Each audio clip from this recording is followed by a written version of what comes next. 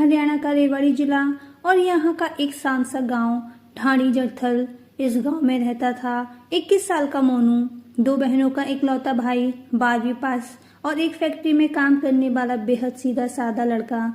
परिवार की खुशियों का ठिकाना नहीं था जब पास के ही गांव की लड़की तनु से मोनू की शादी तय हुई। शहनाइयां बजी, फेरे हुए और तनु दुल्हन बनकर मोनू के घर आ गई। लेकिन मोनू इस बात से बिल्कुल अनजान था कि जिस लड़की का हाथ उसने 7 जन्मों के लिए थामा है वो उसकी मौत की स्क्रिप्ट लिख रही है। तनु शादी के बाद केवल 10 दिन अपने ससुराल में रही और फिर रस्म के मुताबिक अपने मायके चली गई। लेकिन उसके दिमाग में एक खौफनाक साजिश की उल्टी गिनती शुरू हो चुकी थी। मायके पहुंचते ही तनु के दिमाग से मोनू का नाम गायब हो चुका था। वहां उसकी मुलाकात हुई सोनू से, जो उसी के गांव का था और जिससे तनु के शादी से पहले से प्रेम प्रसंग चल रहा था। शादी तो हो गई थी लेकिन दोनों एक दूसरे को छोड़ना नहीं चाहते थे। अब उनके बीच में केवल एक ही रोड़ा था, मोनू। तनु और सोनू ने अलग होने या सच बताने के बजाय एक बेहद खौफनाक रास्ता चुना। उन्होंने इंटरनेट पर सिया, मुस्कान और सोनम जैसे हाई प्रोफाइल मर्डर केस की खबरें और वीडियो खंगाल डाले। वे पुलिस से बचने और एक परफेक्ट मर्डर का प्लान बनाने के लिए आइडिया ढूंढ रहे थे। तारीख थी 8 जून। तनु ने अपने हाथ में फ़ोन उठाया और मोनू को मिला दिया। उस एक दिन में तनु ने मोनू को 1 या 2 बार नहीं बल्कि पूरे 49 बार फ़ोन किया। मुझे तुम्हारी बहुत याद आ रही है, मुझसे मिलने नहर के पास आओ, लेकिन घर में किसी को बताना मत, यह हमारे बीच का सरप्राइज है। अपनी नई नवेली दुल्हन के मुंह से प्यार की बातें सुनकर मोनू फूला नहीं समाया। उसने अपनी माता पिता या अपने भाई अमित को बिना कुछ बताए अपनी स्कूटी उठाई और नहर की तरफ निकल गया। उसे लगा कि वह एक रोमांटिक डेट पर जा रहा है, लेकिन उसे क्या पता था कि वह अपनी मौत की जाल में फंसने जा रहा है। नहर के पास तनु के साथ उसका बॉयफ्रेंड सोनू और एक अन्य साथी पहले से घात लगाकर बैठे थे। जैसे ही मोनू वहां पहुंचा, सोनू और उसके साथी ने उससे दबोच लिया। उन्होंने ना तो किसी चाकू का इस्तेमाल किया और ना ही किसी रस्सी का, ताकि शरीर पर कोई निशान न छूटे। उन्होंने मोनू के हाथ पैर पकड़े और उसका मुंह और नाक पूरी ताकत से बंद कर दिया। मोनू ने तड़पते हुए सांस लेने की पूरी कोशिश की, लेकिन वो नाकाम रहा। कुछ ही मिनटों में ऑक्सीजन की कमी के कारण वह बेहोश हो गया और इसके तुरंत बाद उन्होंने मोनू के बेजान शरीर को नहर के पानी में डुबो दिया और तब तक दबाए रखा जब तक कि उसकी आखिरी सांस खत्म नहीं हो गई। इस हत्या को आत्महत्या का रूप देने के लिए उन्होंने मोनू की स्कूटी और उसका पर्स वहीं किनारे छोड़ दिया। यही नहीं, मोनू के मोबाइल के सारे कॉन्टैक्ट्स, मैसेज और कॉल लॉग्स पूरी तरह डिलीट कर दिए ताकि पुलिस को कोई सुराग ना मिले। जब मोनू घर नहीं लौटा तो परिवार में हड़कंप मच गया। 2 दिन बाद पुलिस को नहर से मोनू की लाश मिली। जब भाई अमित ने लाश की शिनाख्त की तो पूरे परिवार पर दुखों का पहाड़ टूट पड़ा। पोस्टमार्टम रिपोर्ट आई जिसमें मौत की वजह लिखी थी पानी में डूबना। शरीर पर चोट का कोई निशान नहीं था, इसलिए पुलिस ने इसे सुसाइड मानकर फाइल बंद करने की तैयारी कर ली। इधर तनु तुरंत ससुराल पहुंच गई। वह सफेद कपड़े पहनकर मोनू की लाश पर दहाड़े मारकर रोने लगी, जैसे उससे बड़ा कोई पीड़ित ना हो।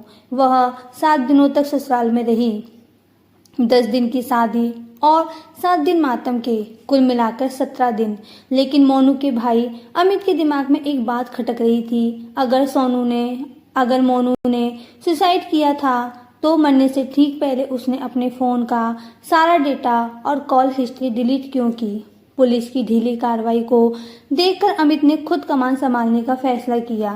वह मोनू का फ़ोन लेकर एक मोबाइल एक्सपर्ट के पास गया और कहा कि चाहे जितने पैसे लगें, मुझे इस फ़ोन का डिलीटेड डेटा वापस चाहिए। इसके साथ ही वह नहर के आसपास की दुकानों और रास्तों के सीसीटीवी फुटेज खंगालने लगा। इसके बाद जो सच सामने आया उसने अमित की होश उड़ा दिए। पहला खुलासा मोबाइल डेटा से हुआ। घटना वाले दिन तनु और मोनू के बीच 49 बार बातचीत हुई थी, जबकि तनु ने परिवार से कहा था कि उसकी कोई बातचीत नहीं हुई। दूसरा खुलासा सीसीटीवी से हुआ। तनु के गांव का लड़का सोनू घटना के वक्त नहर के आसपास संदिग्ध हालत में घूमता दिखा। हैरान करने वाली बात यह थी कि यही सोनू मोनू की मौत के बाद उसके घर शोक जताने भी आया था और परिवार की आंखों में आंखें डालकर हमदर्दी का नाटक कर रहा था। अमित सारे पुख्ता सबूत लेकर जयपुर दिल्ली हाईवे के पास स्थित थाना कसोला पहुंचा। उसने SHO को कॉल लॉग्स और सीसीटीवी फुटेज दिखाए, लेकिन पुलिस ने उसे यह कहकर टाल दिया कि इससे यह साबित नहीं होता कि लड़की ने ही मारा है। अमित DSP और SP के पास भी गया, लेकिन किसी ने उसकी नहीं सुनी। तभी आया 30 जून का दिन। अमित को पता लगा कि हरियाणा के मुख्यमंत्री नायब सिंह सैनी रेवाड़ी के दौरे पर आ रहे हैं। गुस्से और दर्द से भरे परिवार ने फैसला किया कि वह पुलिस को छोड़ सीधे मुख्यमंत्री के सामने जाकर इस सबूत को रखेंगे और इंसाफ की गुहार लगाएंगे।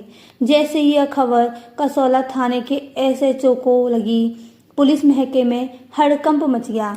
अगर यह मामला मुख्यमंत्री तक पहुंचता तो पूरा थाना सस्पेंड होना तय था। मुख्यमंत्री का काफिला रेवाड़ी पहुंचता उससे पहले ही सुबह सुबह पुलिस भागती हुई मोनू के घर पहुंची।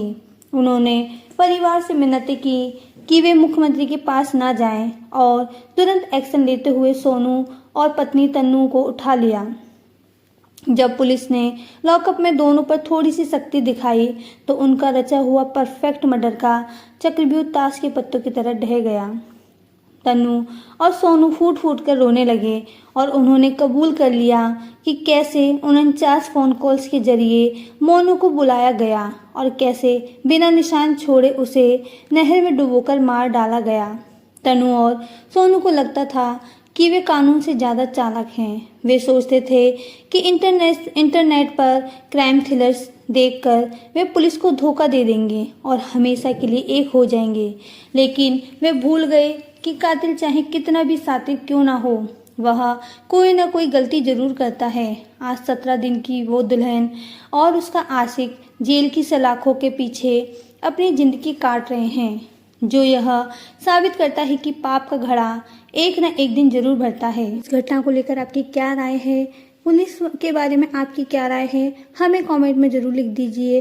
साथ ही ऐसी और वीडियोज़ के लिए हमारे साथ बने रहिए। धन्यवाद।